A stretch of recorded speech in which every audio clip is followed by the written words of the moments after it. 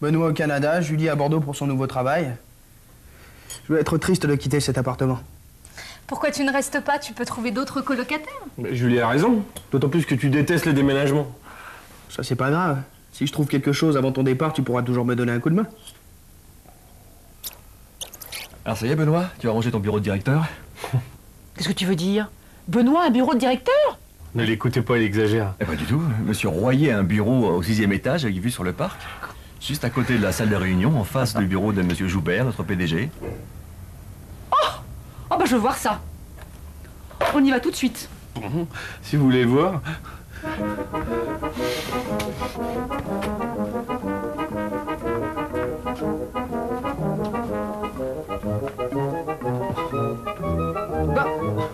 Mais guide! Quoi? Où sont passées mes affaires?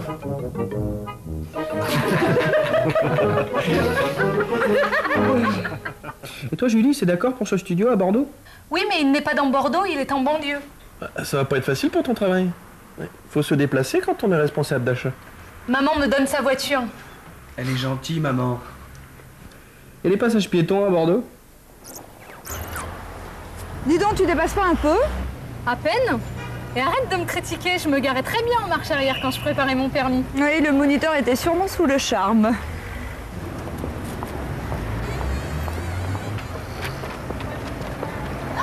Ta voiture, regarde. Oh, mes parents! Qu'est-ce qu'ils vont dire?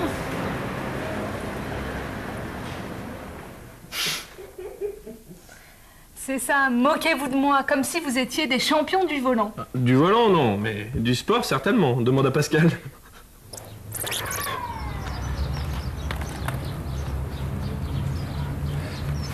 Tu veux vraiment me faire avancer là-dessus? Bah oui, c'est mieux que de me suivre à pied. Voilà.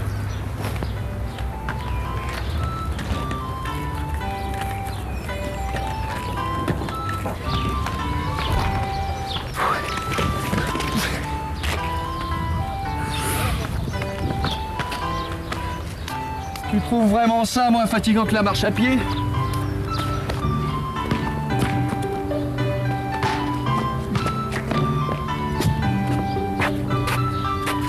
Je manque un peu d'entraînement, c'est sûr. Et c'est pas passé très loin. Ah, allez, cherche pas d'excuses. À ton âge, le sport, c'est fini.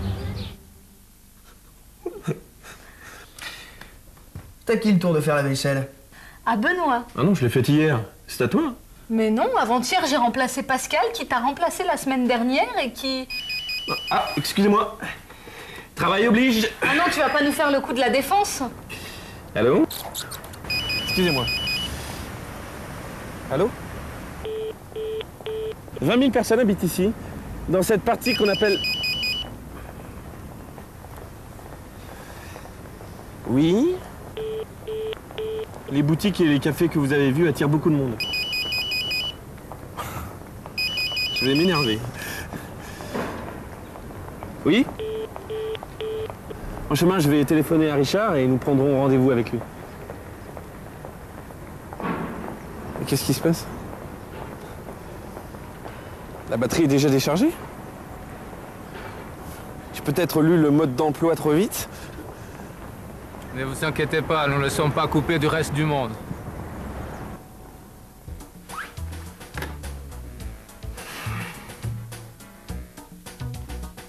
Et si pour une fois on en faisait tous les trois cette vaisselle?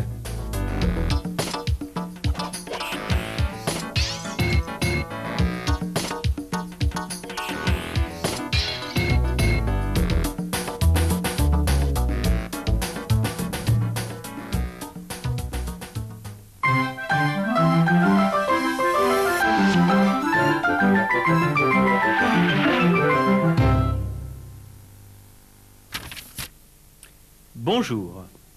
Nous continuons notre test. Rappelez-vous, appuyez sur pause pour répondre et sur lecture pour continuer. Premier exercice. Quel est cet endroit de Paris? Appuyez sur pause.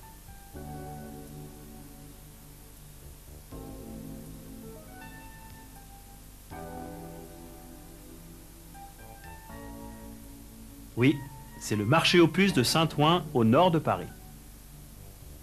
Appuyez sur pause.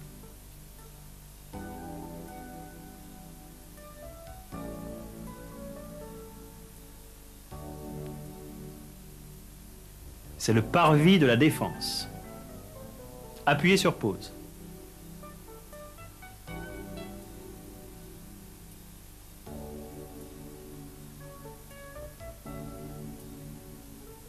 Nous sommes aux Arcades des Arts, près de la boutique atelier de Violaine et de François. Appuyez sur pause.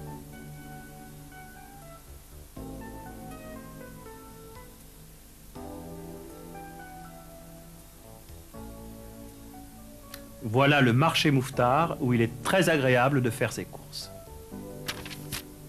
Un dernier test. Dites comment les personnages se comportent. Qui est-ce que Benoît tutoie au bureau? Qui est-ce qu'il vous voit? Appuyez sur pause.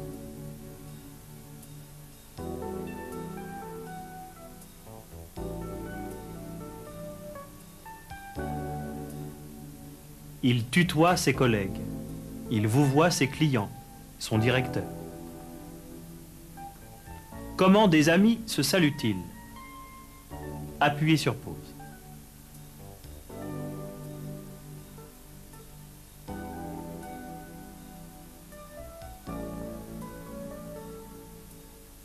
Ils se serrent la main ou ils s'embrassent. Que prennent les Français au petit déjeuner? Appuyez sur pause.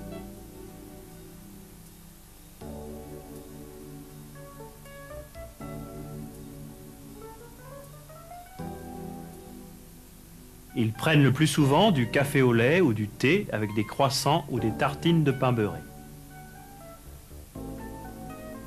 Quels sont les moyens de transport en commun utilisés par les Parisiens que vous connaissez? Appuyez sur pause.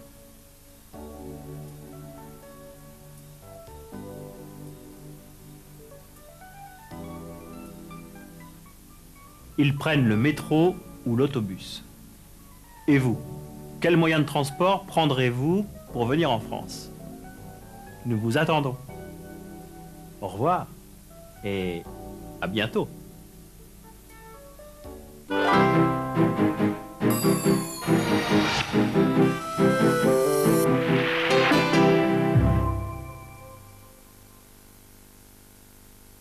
Pour beaucoup de gens, les vacances sont synonymes de ciel bleu et de soleil, de bains de mer et de bains de foule. La Côte d'Azur est si belle, mais elle est envahie par les vacanciers, été comme hiver.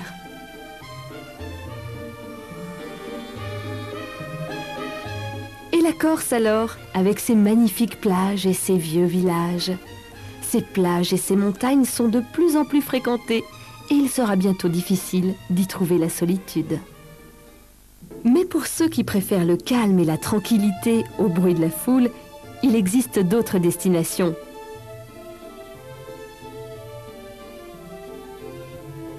Ces promeneurs ne rencontreront personne sur ces sentiers solitaires et escarpés.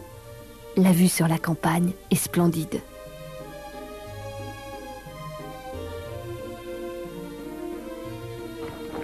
À pied, à cheval, en VTT, on peut parcourir ce sentier de 118 km situé dans le centre de la France, entre Bibracte, dans la Nièvre, et Alésia, en Côte d'Or.